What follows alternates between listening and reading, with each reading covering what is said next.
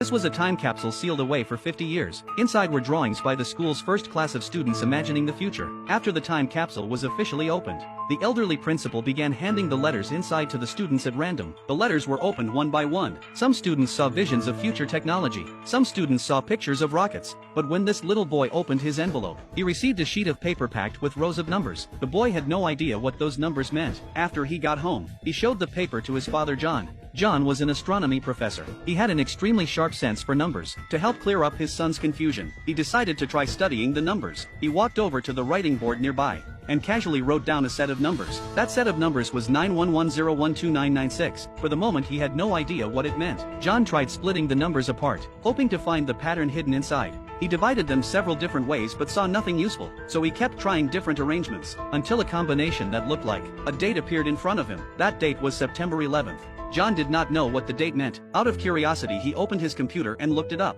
To his shock the result caught him completely off guard. This string of numbers matched the major 9/11 disaster that happened in 2001. Even creepier was the number 2996 that came after it. It was exactly the total number of deaths in that disaster. But this letter had been sealed inside the capsule back in 1959, and a full 50 years had already passed since then. Was this really just a coincidence, or could someone actually predict the future? John immediately became obsessed with the numbers. He copied every number from the paper onto the whiteboard, then searched and checked them one by one. To his surprise, every major disaster from the past few decades matched the numbers on the paper perfectly, whether it was the date or the number of deaths. Everything was exactly right. In other words, the person who wrote this paper had successfully predicted the future. But at the end of every set of numbers there was still another string of numbers. He still had not figured out what those numbers meant, but the whole thing was already unbelievable enough. Early the next morning, John went to his office. He told his co-worker everything he had discovered, and brought up one very important question. There were still several dates on the paper tied to disasters that had not happened yet. According to what was written on the paper,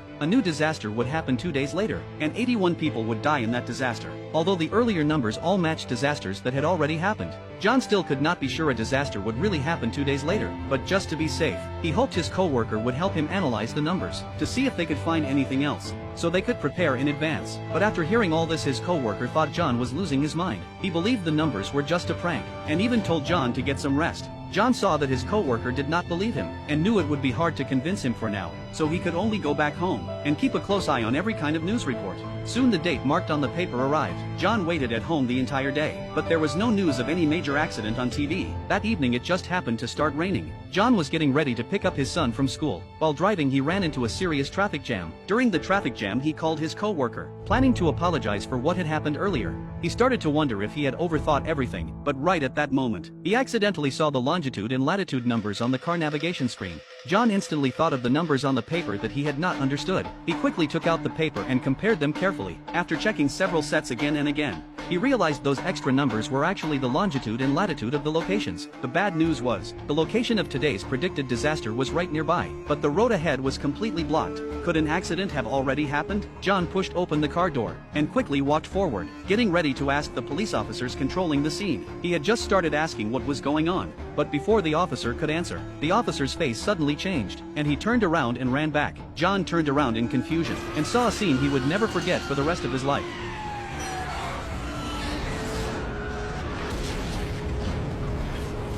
After this horrific accident happened, John was terrified, but he still rushed forward to try to save people. He had only run a short distance, when a second explosion suddenly erupted up ahead. John could only watch helplessly as the disaster unfolded, unable to do anything. From that moment on, he was certain the paper recorded real prophecies of disasters. The next day came. The number 81 appeared in the news reports as the death toll. This made John even more shocked and uneasy. He could not believe someone could truly predict the future with such accuracy. But there were still 2 disasters about to happen. To find the person who had written these prophetic numbers, John went to the old principal at the school. The old principal recalled what happened 50 years ago. Back then she was still a teacher at the school. There was a girl in her class named Lucinda. This girl was extremely withdrawn. She never talked to the other students in class. It was like she lived in a different world from everyone else, and she would often stare blankly at the sky. That day the teacher handed out the time capsule drawing paper, and asked the students to draw their visions of the future. All the students were drawing seriously, but when she walked up to Lucinda, she found Lucinda had filled the paper with numbers. Back then she was young and hot-tempered, and she found a stubborn girl like this very frustrating. After trying to persuade her several times with no success, she simply took away the paper full of numbers.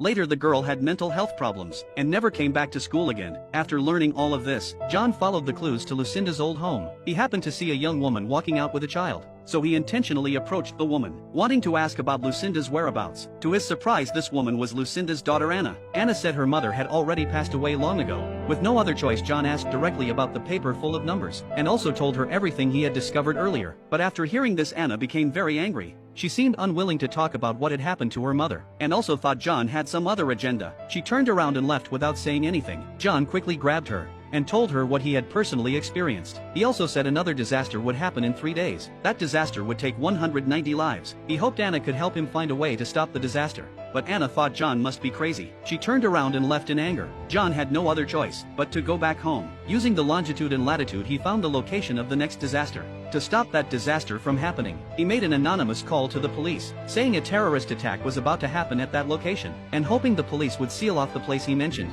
When the day of the prophecy arrived, John could not stop worrying and drove to the predicted location. This place was a subway station. Looking at the dense crowd inside the station, John knew the police had not taken his words seriously at all, so he began watching everything around him, trying to find the key factor that would trigger the disaster. Right at that moment, a suspicious man in black glanced at him, then turned around and ran off. Could this be the person who would trigger the disaster? John immediately chased after him with all his strength.